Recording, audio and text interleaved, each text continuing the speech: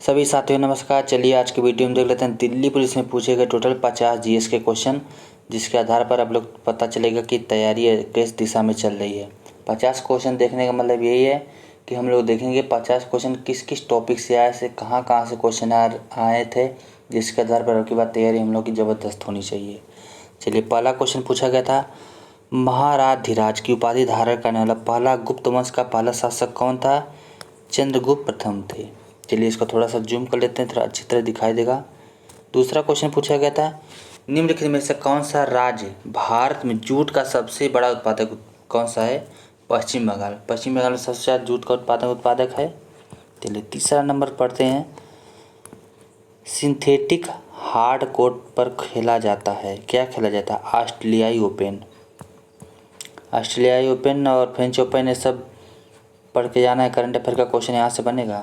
चलिए चौथा क्वेश्चन क्या पूछा गया है, कर्क रेखा के सिवाय सभी राज्यों से होकर गुजरती है?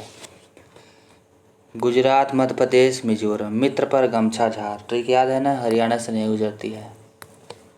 चलिए पांचवा नंबर आ जाता है, किस वर्ष में इंदिरा गांधी विकास अनुसंधान संस्थान का उद्घाटन किया था? 1987 में किए थे। इंदिरा गांधी का पूरा कार्यकाल ही रट लीजिए, क्या क्या काम होता है वो देख लीजिए। वहाँ से क्वेश्चन उससे बाहर जाएगा ही नहीं, कहाँ से बन के जाएगा। जब प्रधानमंत्री का चैप्टर पढ़ेंगे वहाँ से कवर करिएगा। छठा नंबर क्या क्वेश्चन पूछा गया था, छठ पूजा के गीतों का प्रसिद्ध गायिका कौन है? शारदा सिन्हा जी हैं। चलिए सातवां नंबर क्वेश्चन देखते हैं, निम्नलिखित में से कौन सा राज्य भारत में बॉक्साइट उत्पादक सबसे? उड़ीसा है। देखिए जियोग्राफी का एक चैप्टर वहाँ से कंप्लीट करिएगा। कौन सा राज्य किस चीज़ में बहुत आगे, मतलब किस उत्पादक आगे है? जैसे यूपी है, गन्ना में है, गेहूँ में है, चावल में है। जैसे कौन सा राज्य किस चीज़ में उत्पादनकर्ता में बहुत सबसे ज़्यादा आगे है। यहाँ से क्वेश्चन देखता हूँ बहुत ज़्यादा बनते हैं कभी कभी। चलिए 8 नंबर, निम्नलिखित में से किसे पंजाब केसरी के लोकप्रिय नाम से जाना जाता है? लाला लाजपत राय। चलिए उपनाम से भी, मतलब एक स्ट्रेटेजी का ये पार्ट हो जाता है, उपनाम से भी क्वेश्चन बनता है, यहाँ से इसको भी कवर करना ज़रूरी है। नवा क्वेश्चन है, किसके द्वारा फतेहपुर सीकरी को मुगल साम्राज्य की राजधानी के रूप में स्थापित किया गया था? अकबर के द्वारा। 10 नंबर क्वेश्चन है, करंट अफेयर का क्वेश्चन था, लेकिन हम लोग करंट अफेयर का देख लेते हैं कहाँ से क्वेश्चन पूछा गया था। आर्थिक सर्वेक्षण 2020 के अनुसार औपचारिक रोजगार का भाग 2011-12 में 17.9% की तुलना में 2017 में बढ़कर परसेंटेज हो गया, जो भारतीय अर्थव्यवस्था में औपचारिक को दर्शाता है। कितना हो गया? 22.8%। चलिए 11 नंबर क्वेश्चन देखते हैं क्या क्वेश्चन पूछा गया था और इसको समझते हैं। दक्षिण भारत के निम्न में से किस लोक नृत्य में नर्तक अपने सिर पर कलश रखकर संतुलन बनाए रखकर डांस करती हैं? डांस से क्वेश्चन आता है, ठीक है, रट्टा मार लीजिए। लेकिन यहाँ से भी क्वेश्चन आता है कि उनकी कलाकृति क्या है, कैसे कैसे डांस होता है, वेशभूषा क्या है। यहाँ से कल्चर से क्वेश्चन बन जाते हैं, तो उसको कहाँ से होता है? करागट्टम। चलिए बहुत डीप क्वेश्चन पूछता है, डीप पढ़ना ही पड़ेगा। 12 नंबर है, निम्न में से किसने स्वराज पार्टी का गठन किया था? मोतीलाल नेहरू ने किया था।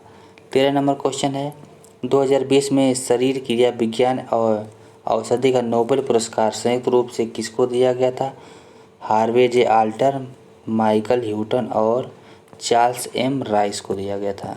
चलिए 14 नंबर क्वेश्चन है, प्रधानमंत्री सहित मंत्रिपरिषद में मंत्रियों की कुल संख्या लोकसभा सदस्यों की कुल संख्या के कितने % से अधिक नहीं हो सकती? बच्चा को पता है, 15% से अधिक नहीं हो सकती। पॉलिटी का फेवरेट क्वेश्चन। 15 नंबर, भारतीय संविधान का निम्न में से कौन सा आर्टिकल शिक्षा का अधिकार प्रदान करता है? Article 21A। कौन सा है? 21A। चलें आगे 16 नंबर समझते हैं, समझना है बस और कुछ नहीं। धमनियाँ अपेक्षाकृत छोटी रक्त वाहिकाओं में विभाजित होती है, ऊतकों तक पहुँचने पर वे और भी बहुत पतली नलियों में विभाजित हो जाती हैं, जिन्हें क्या कहा जाता है? केशिकाएँ कहा जाता है। चलिए 11 नंबर, क्षेत्रफल की दृष्टि से भारत का दूसरा सबसे बड़ा राज्य कौन सा है? मध्य प्रदेश है। दूसरा, पहला, तीसरा, पाँचवा, छठा सब पढ़ना है। शीशा में किस सरल मशीन का उपयोग किया गया था? उत्तोलक। शीशा में किस सरल मशीन का उपयोग किया जाता है?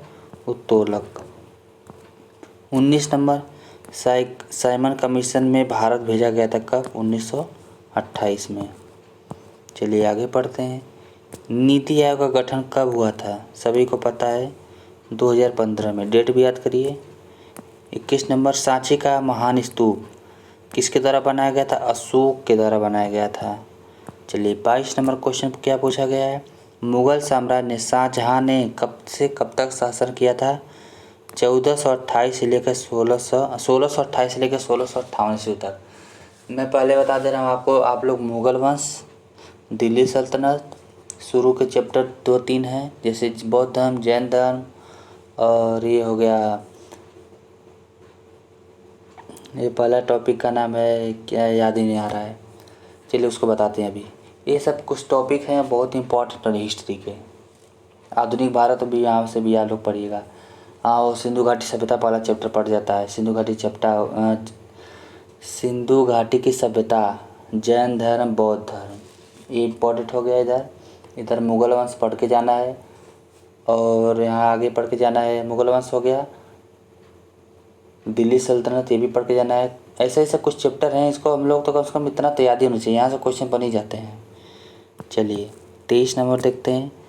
ए टेल ऑफ विक्टोरिया क्रॉसेज नामक पुस्तक किसने लिखा है? Lieutenant general Baljit Singh.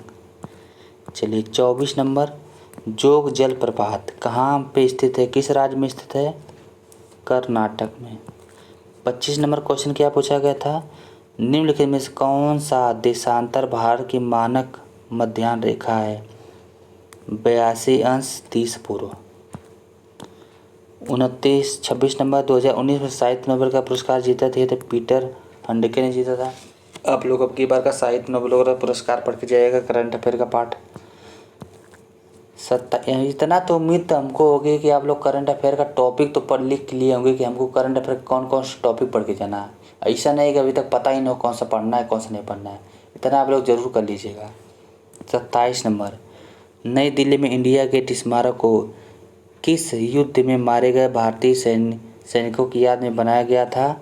प्रथम विश्व युद्ध हुआ था उसके याद में। चलिए 28 नंबर देखते हैं। निम्नलिखित में से कौन महिला मेरीलेबन क्रिकेट क्लब MCC के 233 वर्ष के इतिहास में पहली बार महिला अध्यक्ष बनने जा रही कौन थी? Claire corner.